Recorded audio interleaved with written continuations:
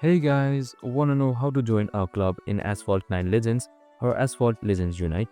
Well, no worries. In this video, I'm going to show you an easy step-by-step guide on how to do it.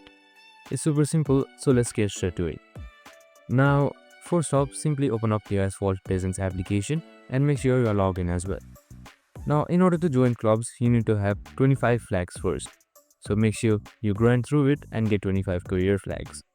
And once you're there, on top right here, you can see this small chat-like icon. Just simply press on it. And once you've done that, there should be join clubs option. So simply select join club right here, or you can also create a club. So for now, we'll just join a club. Press on it.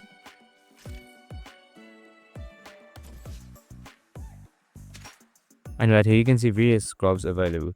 So you can just choose any one of these clubs right here.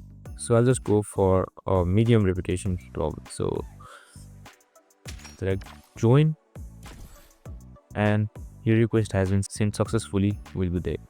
Now once you've done that, your request should be accepted before you join the club. So you need to just wait. But if you also want to see more clubs, just simply select more clubs.